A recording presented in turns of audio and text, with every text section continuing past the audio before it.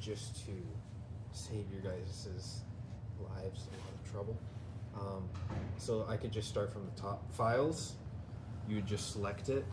And so right now I have your show file as Grundy Stage. Okay. So for now, at least, this would be a good file to just work off of.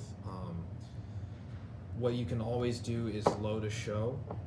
I have the Grundy base file, and then I have Grundy Stage. I'm more or less having this Grundy base file as something went wrong in my other file, and I need to get back to a clean slate. Got it. So you just, where we go? You would just select it, and then you'd open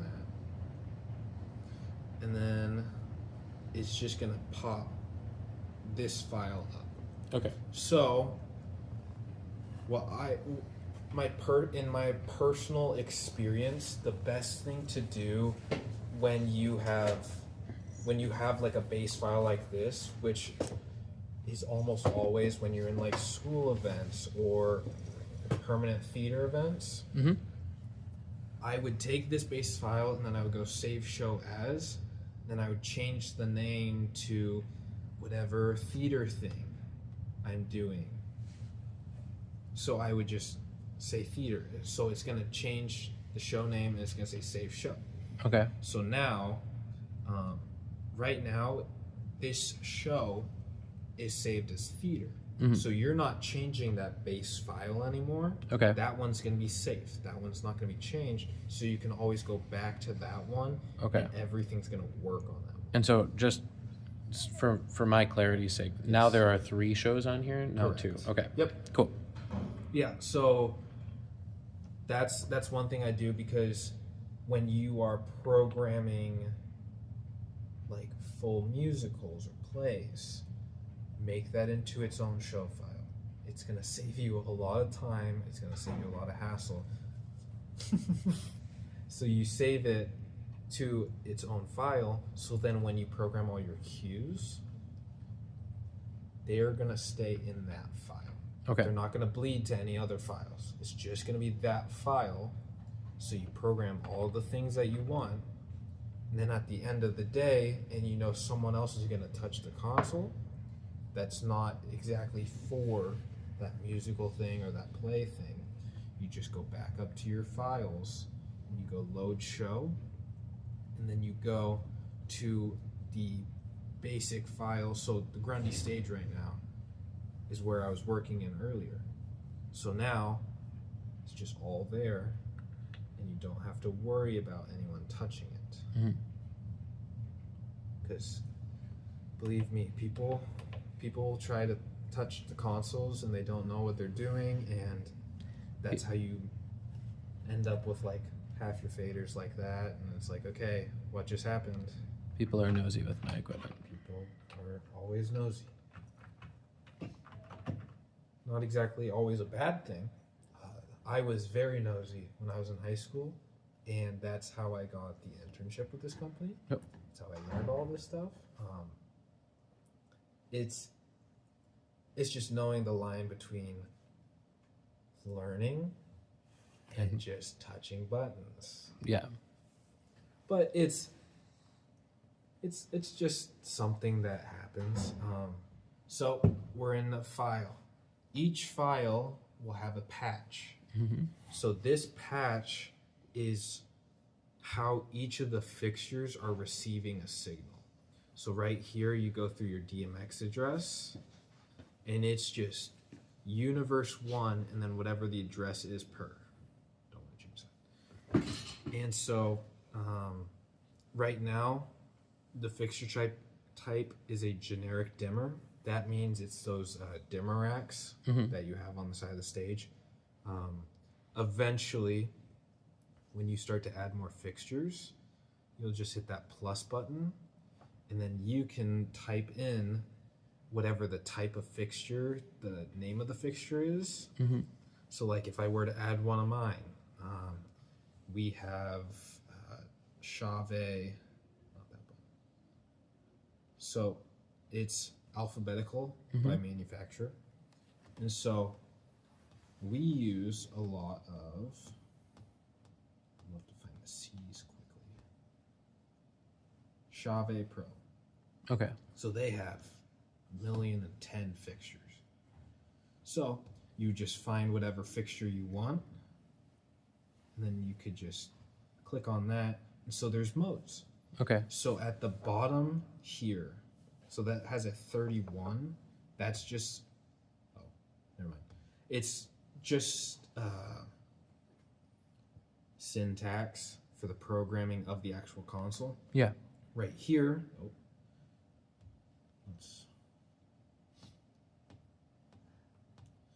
I love when I click buttons that I didn't realize that they would do things.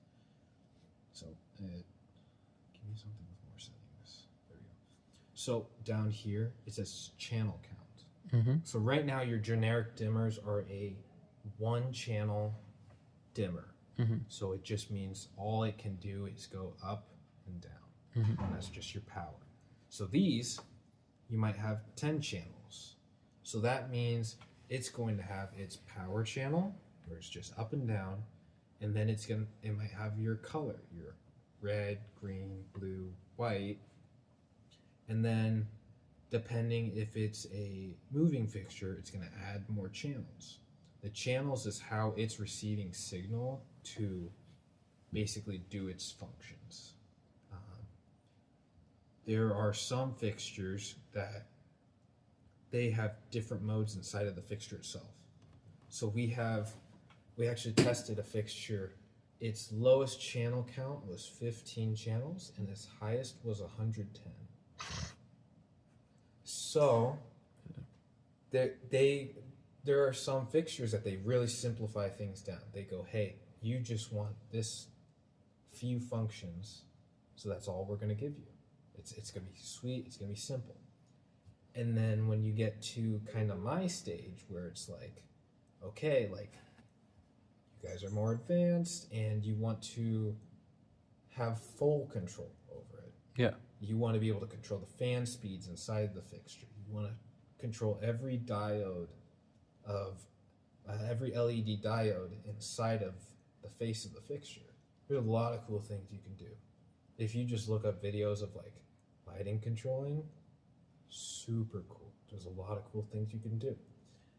So obviously, you're still running conventional off of dimmer racks. So you don't need 1,000,010 channels. You just need one per. So if you were to add anything, you'd select your manufacturer, you would find your fixture, you get to the mode that you wanted. And so right now you're in Universe 1. That is your main one. Mm-hmm. You will probably still stay in that one even after adding fixtures. You look for your start address, and then you also have a quantity. Mm-hmm. So right now, your start address is hitting 49 because that is the first open channel Yeah. in it. But you also have things programmed into address 60 through 66. So if this was like a 30 channel count fixture, you wouldn't be able to start at 49 because there's not enough consecutive open spaces. Right. So you would just find, okay, there's also a screensaver on this. You can disable it if you really want. It goes off after a couple minutes, but it's just something that sometimes annoys me. But yeah, you would have your start address, quantity. You see how that changed to 67 now? Yeah. It's because that has a 15 channel count. Yeah. There weren't 15 open spaces in between the first section and the second section of fixtures already programmed. Yeah. So then you would just hit patch, and then it's going to show up at the bottom. If you ever accidentally patch it wrong, or you don't actually want that fixture in there, you just accidentally selected the wrong one, you just go to your action, you select it, and you just delete it. All right. So that'll be something for the future when you add fixtures, and that just gives you the wiggle room to be able to do more stuff on your own. You don't have to call someone in just to, hang another fixture and plug it in. Yeah. You guys will be able to do that by yourself. And so there's those. There's an execute tab. So this is, it's if you took a fader and made it just an on-off. Okay. You can't like just slide it up. It's just an on and off. Okay. So you would program it, which it has a little bit of instructions here. You would hit record and then you'd tap on one of the squares. Then you would have a square and you just be able to tap on it and it'll go on, and then you tap it again and it'll go off. So that's if I use that as I've run out of faders, Yeah. and I still want to have things programmed. So then I would just start throwing them in there, and then during a show or something, I would just be able to, need to turn that on, and boop, Yeah. turn on. So that's the execute tab. Outputs, you won't want to touch. It is showing you the behind the scenes. Yeah. Your analog board, this is what you were seeing on the analog board. Okay. Because you had like 24 channels on there. So that's if you had the first 24 channels of this Got it. on there. So can I scroll? Yeah, go ahead. So 512 channels? So each universe has 512 channels. And this console can do up to 4. That's ridiculous. So I'm not going to do that math in my head. I'm not either. But But yeah. It's like That's 4,000. That's 4,040. Yeah, so you could put a lot of fixtures in that amount of channels. I don't think we have the power for that. 2,048. Excuse me? Crap. Sorry. Thanks. Yeah. Won't need to really look at the sources, but that's just a behind the scenes thing. Don't really need to touch that. Yeah. Let's see, unused stacks. When you build these out, if you just want to save them, Oh. you can throw them in there, and then someone can program over these. So I could throw all these in here for whatever reason. Okay, most of them. I don't Is know that why. because that one's on right now? Okay. That's what's being used. Good Active, eye. actively There you being go. used sack. Yeah. Yeah, so if they're being used, can't put them in. But yeah, you could just throw things in and then program over these, and it will have it saved. So once you're done with whatever you've done there, just drag it back on, and you'll have control over it,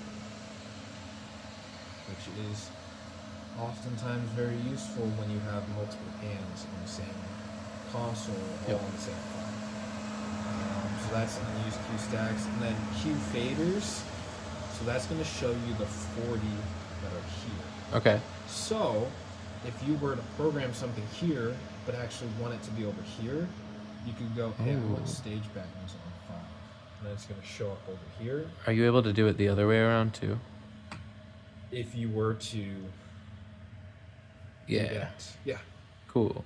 So yeah, you can throw things wherever you want. There's a lot of playing room in all of this stuff. It's great. I like this a lot better than the one that was here before. I think it was just fine, personally. So probably won't ever use 10-scene or events or network devices. So settings, it's got a bunch of pages. For the most part, you shouldn't need to. Set a password. Yeah, you could set a password.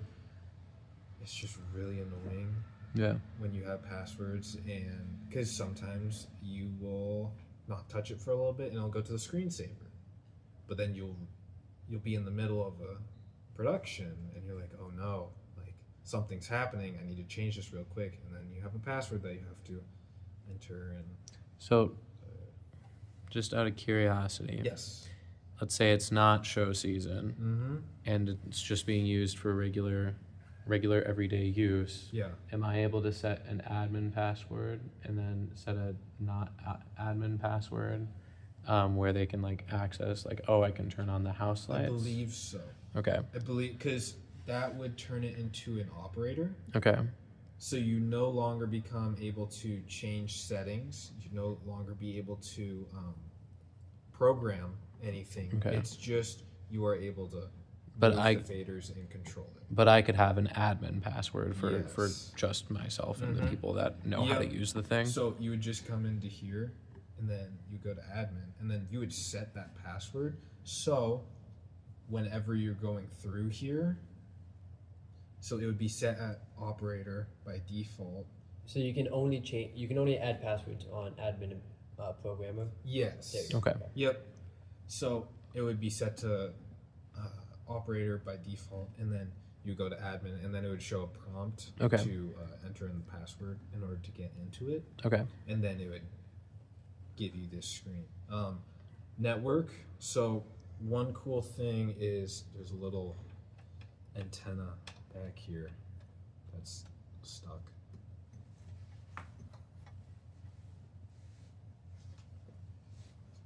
So you can kind of see that antenna. Yeah. So you can connect to this with like an iPad or a phone. I have the app on my phone. So all you would do is, so it's a quick Q remote app. And so this one, they all have QR codes. So you just select your QR code button, you would hover over it, and then it's going to ask you to switch to a network because these are acting like its own like router basically. Yeah. And so then you can Oh. control it. So if you, once you get movers, really cool thing that I like to do, I just head out on the stage with my phone, connected to the console that's usually back, Yeah. and I position my lights so that it's actually hitting the person on the stage. So I'm not sitting back here kind of yelling instructions at someone on stage. I just go out there and stand where I think they will be, and I do it myself. It saves me a lot of the hassle Yeah.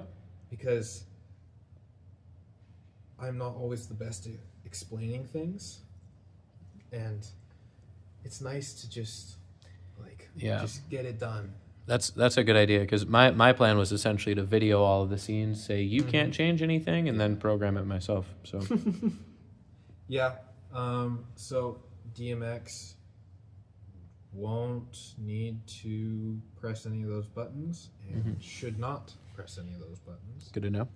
Um, Got that. yeah. I'm not. It's more in-depth stuff that like once you really know what you're doing, like go ahead and touch these buttons, but until then stay away from them. Console, that's just basic information stuff. That's where you enable your screensaver. Okay. Turn it on and off. Backlight No, is because when it's a fully blacked out room and you have this bright screen on. Yeah, we used to have a lamp on, so Mm-hmm. It's somewhere around here. yeah, it's right there. And so then also update this first tab. So right now it tells you it's 10.3 software.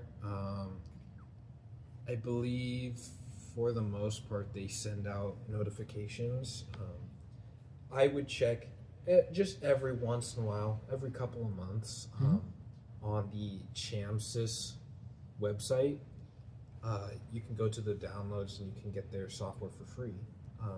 Two things. You can get their desktop software. Okay. So you can get pretty much all of that on a computer to build your show files. Okay. So if you're like at home or something, you take the file from here, upload it onto like a thumb drive, plug that into your computer, you can put that file onto your computer. And so like when you have movers or something, you can basically position them how you want them at home, bring that thumb drive back, plug it back in, load that file, and it's all the stuff that you just worked on, not here, Okay. and it's just going to be saved. So on their website, they have that desktop software, and then they're also going to have console software. So that is going to be a good thing to look at every once in a while. It is just firmware updates, so sometimes, obviously, software has bugs. That's just something that you'll run into. Yeah. And so keeping your stuff up to date is going to keep most of those bugs away. Okay. And let's say there's an update in the middle of a like a show production 2 months period. It won't affect the files. Yes. Okay. I would suggest not updating it as soon as the updates come out. Okay. Always find a time where you will have plenty of time after the update to make sure everything is still in line, because computers aren't perfect. Yeah. So I would always take the time to, okay, I saved all this stuff and now I just updated to the new software. Let's go back through all this stuff, make sure it's all good, make sure it's all the way I want it to be, and then we're ready for show day. Yeah. But other than that, yeah, no, and it has the update, so that's where you actually update it. So you'll plug in a USB into the back, and then you'll just hit the update software, Okay. and it will open up a file manager from what it's reading from that thumb drive. You just select the software, and then you'll be good. They add the change notes for you. So that's going to tell you what happened in that newest firmware update. So I actually updated this console Tuesday this week, because it was a little bit behind because they put it in a box and it doesn't get the newest stuff. Yeah. So I did not want to have to do it here, so I popped it open, set it up, and now we're here. I appreciate that. Yeah, no problem. Other than that, shutdown, that's just going to safely turn off the console. And would you recommend, like, when it's not in use, leaving it off then? Pretty much at the end of the night. Okay. Like, yeah, if it's not going to be used for a day, shut it off. All right. If it's like not going to be used for a couple hours, you could leave that on. Okay. We leave ours on a lot longer than these will probably ever be on, Okay. because we'll have like 20-hour days. And so when you hit the shut off button, how do you turn it back on? So we could do that right now. So another thing, always save shows. Once you're done with it, save your show file, and then you come down and you hit shutdown. Mm-hmm. It'll just give you another prompt. Then you power it off, and then we'll go through that, and I'll turn everything off. So on the back here, I always just feel around for it. I don't ever know where the button actually is. So there's a tiny little button. Okay. You can actually hear it jiggling. Yep. There. Right. Okay. You feel that? Yep, there you go. Okay. Cool. So then it just clicks on. And That then, is a very small button. yeah, it's not my favorite thing, but not very many people are able to accidentally hit that button, Yeah, that's fair. which is nice. So yeah, it'll go through its boot up sequence. Okay. My rule of thumb is give it a minute before actually trying to do anything, because a lot of the time everything else is going from a passive setting to an active setting where it's now receiving signal, Yeah. so it has to switch over. Sometimes that takes a little bit of time. Conventional stuff, dimmer racks, sometimes slow down a bit, and you want to make sure it's all good, all safe, and obviously the lights stayed on even after the console was shut off. Yeah. So when you kill a DMX signal, those dimmer racks are saving the last thing that they've heard. So it's just a good good thing to do to just make sure everything's off, then Yeah. shut down, because then you'll have a console that's off, but lights that still need to be turned off. Okay. And sorry, I just want to make sure that I'm seeing this right. Yeah. This two right here, this is the house lights. So if I So yeah, that is the group that I have. that's the group. Okay. Yeah. So what you can do is you unlock this, and then I usually go to a grid just so it's a little cleaner. Yeah. And so I go to the groups, and then you can just drag these onto the grid. Okay. And so this house is actually one of those groups files. Yeah. And so let's say, for example, I just wanted to turn off just this set of house lights. Is that possible? Like, so just these? Yeah, just the stuff above me. Yes. So if you were to select your house, so all these are labeled house right So- here. 49, 50, 51, 52, 53, 54. Yes. Okay. So if I were to clear that right now and bring house lights all the way down, the way that these are, how would I say, addressed, they go by like rows. So that's the first one. Yeah. So that's just those. Okay. And so then the second one is just those. And then your third one is something that we can't see with these two. I believe it's one of the hallway lights. Okay. Yes, so it's that one over there for that Got it. seating section. And then that one. Is us? So 52 is right above us. Okay. So you could just drop those down and keep all the other ones up. Sorry. This one's an entirely picky classroom management thing. This is yeah. Yeah. No, that's entirely fine. And then 53 is going to be that seating area. And 54 is going to be your hallway lights. Okay. For these hallways on the sides. So yeah, you could definitely get super in depth into all of that. Instead of just using the groups, you could go in and Yeah. change really whatever you want to. So this is the fixture tab. So a lot of those fixtures don't actually control anything. Yeah. They were I just programmed 1 through 48. And so with the fixtures, how do I know, let's say for example I add another fixture, how do I know where to plug it in? So those dimmer racks back on the stage, it has 48 dimmers in all of your racks.